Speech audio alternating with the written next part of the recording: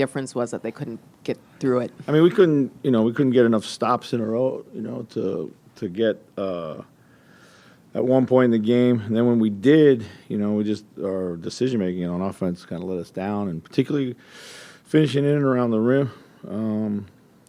26 for 47 in the paint. They were 30 for 40. I mean, we got to the paint a lot, but just a lot of little things, and maybe some of those should have been kickouts too.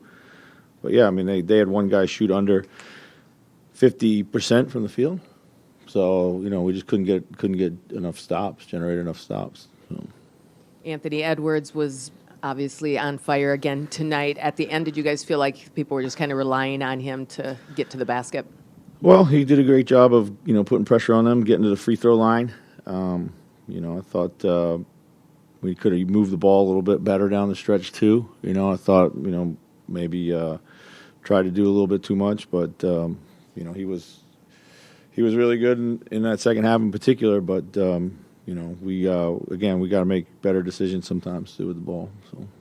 Chris, in terms of the defense, were you seeing game plan mistakes? Were you seeing slow-footedness? What do you think was the main breakdowns there? Well, it's all there were some breakdowns on some coverages, of course, but it's all a lot like one-on-one D. We got to buck up and guard a little bit better all across the board. Their bench versus yours. I mean, was it hard to lose a game when it's Bruce Brown, when it's Jeff Green and Christian, those guys kind of hitting those shots? Yeah, I mean, look, their bench chipped in for 29. They got a lot of timely buckets too when they needed them out there. Brown floaters. Bruce Brown floaters. And then Braun in transition for the most part. Got us. But yeah, down 3-0. Just what's got to be the mentality here now going forward? Everything's on the line. You got to come out and fight. There's nothing. I mean, it's simple as that. We'll look at it. We'll put it back together, and you got to come out and fight. Chris, it seemed like in the second half of game two, the spacing was really there to get the offense going. Did you see that bogged down tonight?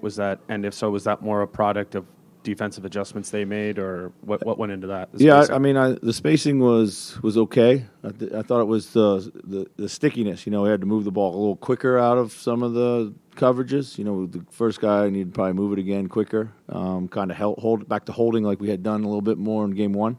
I'm sure there were definitely some spacing issues, but I thought we allowed them to close us down by not moving the ball out of pick and roll quick enough.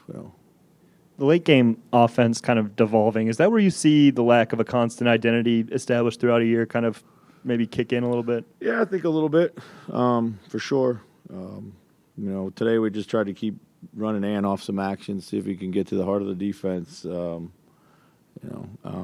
Yeah.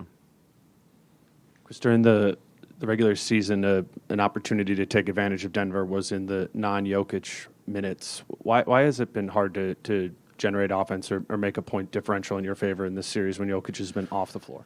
Yeah, I mean, some of it has to do with their switching, and our inability to solve that on a consistent basis. Some of it has to do, to the point earlier, we're letting some of these guys hurt us off the bench, get into some kind of their, strengths, right-hand drive, letting right-hand drivers go right, that kind of stuff.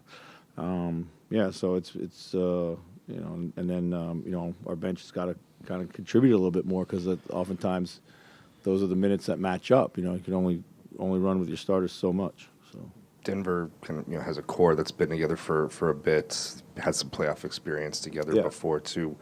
Where does that shown up in these first three games? Do you feel like? Well, I mean, the bulk of what they do is in those two guys' hands, and everything revolves off of that. I think they've been running and playing in that system for quite some time now, so everyone's pretty comfortable. Even the new guys, when you have a guy like Jokic who's on the floor, everybody moves with a little bit more urgency and speed and separation because they know he's going to make the right play and give them the ball. So. Is that just something that sometimes just comes with time? That kind of identity? Of course, for sure. We've struggled with a consistent identity all year, whether it's been two bigs or small lineup or Rudy only or whatever. So we obviously aren't there yet. Chris, why couldn't Kyle find a rhythm tonight?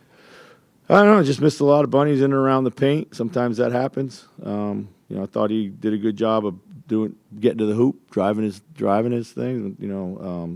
Maybe we need to open up some more space down there for him. But Chris, Carl played over 40 minutes tonight. Bounce back effort from him over the first 2 games. What was working well for him tonight, in your opinion? And how can that carry over maybe into Game 4? Yeah, a little way more decisive in everything he was doing, playing quicker off the catch. Whether it was shooting or driving it.